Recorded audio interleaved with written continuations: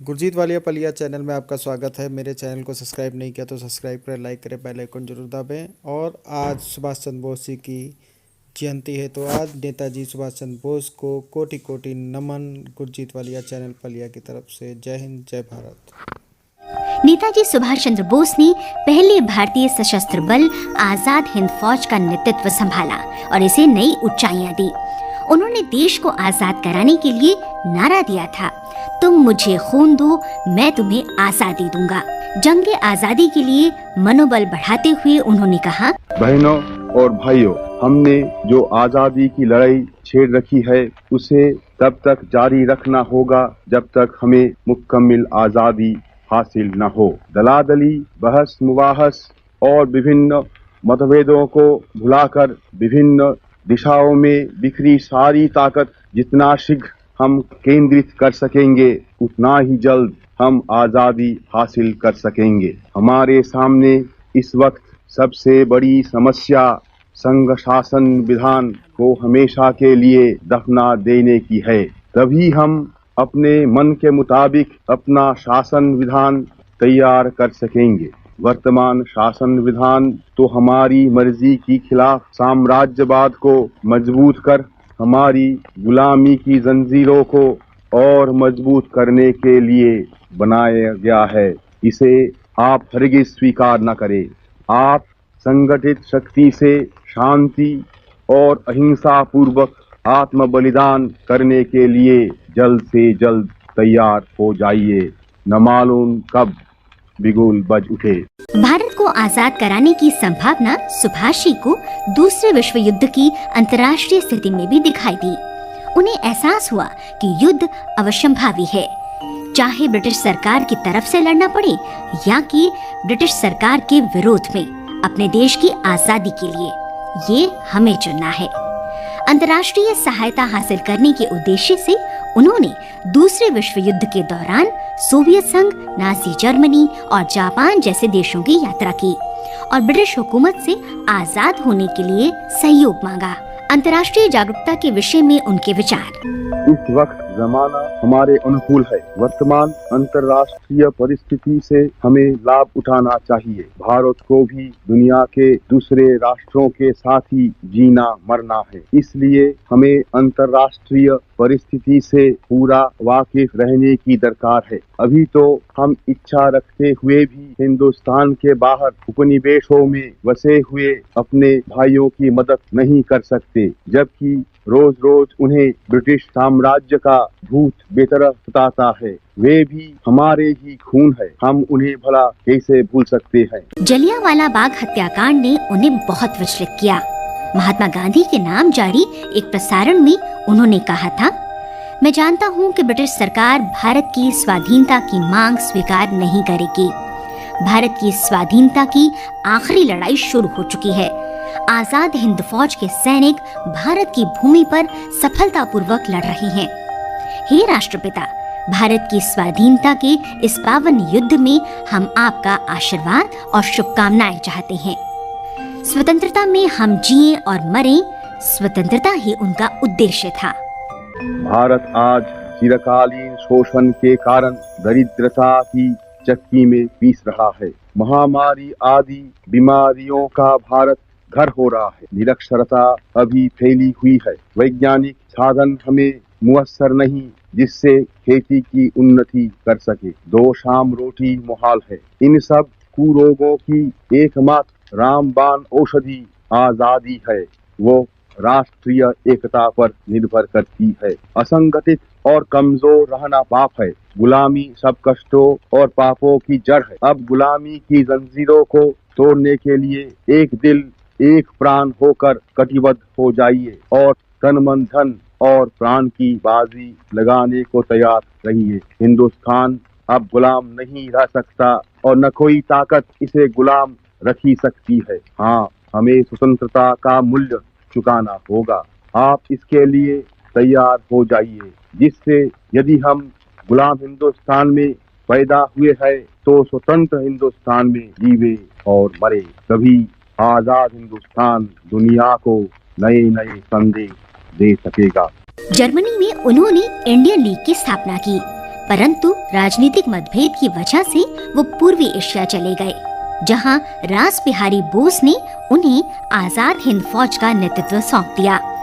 1943 में जापान की सहायता से रास बिहारी बोस ने इंडियन नेशनल आर्मी यानी आजाद हिंद फौज बनाई थी। पहले इसमें जापान के भारतीय युद्धबंदी थे, पर बाद में देश के बाहर रह रहे प्रवासी और स्वयं सेवक भी जुड़ गए। नेताजी की समानता की भावना बताते हुए रानी लक्ष्मीबाई रेजिमेंट के कैप्टन लक्ष्मी सहगल, सुभाष चंद्र बोस ने कहा ये आजाद हिंद फौज जो अभी इधर खड़ी है ये तो एक क्रांतिकारी फौज नहीं है, क्योंकि इसमें सब लोग पहले तो ब्रिटिश का फौज में थे।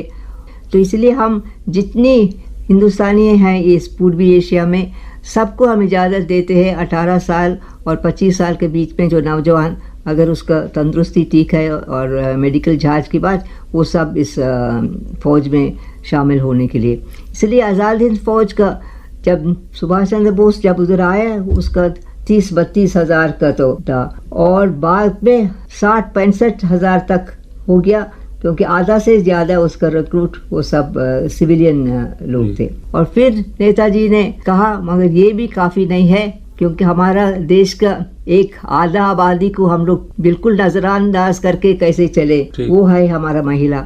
और इतना ही नहीं है, हमारा महिलाएं अपने बहादुरी और अपना देश प्रेमी सब दिखाया है। और दूसरी बात है हमारा महिलाएं सिर्फ देश का आज़ादी नहीं है, अपने मुक्ति के लिए भी लड़ना चाहिए। हमको आज़ादी चाहिए और उसके साथ ही साथ नारी मुक्ति भी होना चाहिए। सुप्रीम कमांडर के रूप में नेताजी ने फौज को दिल्ली चलो का नारा दिया। जापानी सेना के साथ मिलकर बर्मा और रंगून होते हुए मार्च 1944 में ये फौज कोहिमा और इम्फाल के भारतीय मैदानी क्षेत्र में पहुंच गई और ब्रिटिश सेना से युद्ध करके कुछ प्रदेशों को अंग्रेजों से मुक्त करा लिया। नेताजी द्वारा फौज को दी जाने वाली ट्रेनिंग के बारे में कैप्टन लक्ष्मी सहगल, रेजिमेंट में बिल्कुल जैसे पुरुषों को जो ट्रेनिंग देते थे इन्फेंट्री रेजिमेंट, क्योंकि हम लोग को और कोई हथियार नहीं था, ना पुरुष के पास था, कोई एयरफोर्स नहीं था, नेवी का कोई सवाल ही नहीं थे, तो इसलिए सब इन्फेंट्री रेजिमेंट्स थे। और हम लोगों को बिल्कुल वही ट्रेनिंग दिया जो पुरुषों को देते, राइफल चलाने, हैंड ग्रेनेड फेंकना और बेनेट का इस्तेमाल भी हम लोगों को सिखाया गया और ऑफिसरों को सबको पिस्तौल भी चलाना, यही सब काम हम लोग सब कुछ हम लोग किया भी। अक्टूबर 1943 में नेताजी ने सिंगापुर में स्वतंत्र भारत की अस्थायी सरकार आजाद हिंद सरकार की स्थापना की। इस सरकार को जर्मनी, जापान, कोरिया, फिलीपींस, चीन, इटली, आयरलैंड और मंचूरिया ने मान्यता दी। फरवरी से जून 1944 तक जापानी फौज के साथ मिलकर आजाद हिंद फौज ने कई युद्ध लड़े, पर द्वितीय विश्व युद्ध में जापान और जर्मनी ने हार मान ली। तब अंग्रेजों ने आजाद हिंद फौज के सैनिकों और अधिकारियों को गिरफ्तार किया और सजाएं दी। द्वितीय विश्व युद्ध के बाद नेताजी ने कई महिला सैनिकों को वापस भेज दिया, पर कैप्टन लक्ष्मी सहगल आईने के हॉस्पिटल में सैनिकों का उपचार करती रहीं। हमारा तो हिंदुस्तान में, तो इसलिए हमने कहा हमको तो इन लोगों के साथ वापस कहाँ भेजिएगा। हम उधर एक हॉस्पिटल बनाया हम लोग आईएनए का, जिसमें ऐसे लोग थे जो बिल्कुल हाथ पैर कटे हुए थे या बहुत ज़्यादा कमज़ोरी और कोई बीमारियों से तो वो चल फिर नहीं सकता, और एकदम घना जंगल का बीच में हम लोग ने ये हॉस्पिटल बनाया।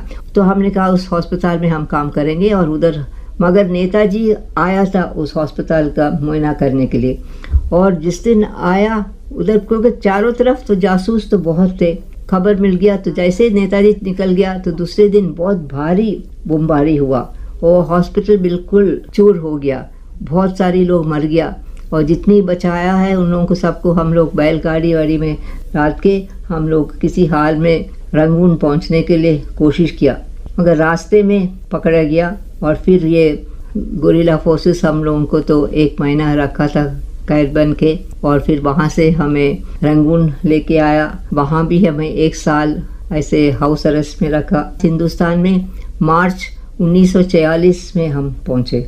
भले ही आजाद हिंद फौज का सैनिक अभियान असफल हो गया, पर इसने ब्रिटिश सरकार को 2 बातें स्पष्ट कर दी। पहली बात ये कि अब जनता हिंदू, मुस्लिम, सिख, ईसाई एकजुट होकर ब्रिटिश हुकूमत को उखाड़ने में लग गए हैं। और दूसरी विशेष बात ये कि ब्रिटिश सरकार द्वारा प्रयुक्त भारतीय सैनिक अब भारत की आजादी के लिए ब्रिटिश सरकार से लड़ सकते हैं, क्योंकि हम लोग आज़ाद हिंद फौज में अच्छी तरह दिखाया कि ये धर्म की नाम के जो मतभेद है वो तो बिल्कुल खत्म कर सकता है, और अगर राजनीति में कोई धर्म ना लाते हैं ये चीज़ हम लोग बिल्कुल, इसका तो कोई सवाल ही नहीं होगा। और ये लोग तो भूल जाते हैं अंग्रेज़ों को तो आज़ादी हम लोग को देने की, और वो भी 2 साल पहले देने के लिए सबसे बड़े कारण ये है कि जब देखा है तो आज़ाद हिंद फौज में सुभाष चंद्र बोस ने हिंदू मुसलमान सिख को बाकी लोगों को से सब लाभबंद करके बिल्कुल एक बनाया है। और उन्होंने कहा ये एक बनने से हम लोग को सबको इधर से भगा देंगे, हम लोग हिंदुस्तान से जिंदा नहीं छोड़ सकता है अगर ऐसे ही सरकार बनेगी। और इसलिए उन लोगों ने इस देश का बंटवारा किया और हम लोगों को टुकड़े का आज़ादी दिया। नेताजी हमारी यादों में अमर रहेंगे और अमर रहेगा उनका दिया नारा जय हिंद। वीडियो देखने के लिए आपका धन्यवाद। चैनल से जुड़े रहने के लिए। जय जवान जय किसान।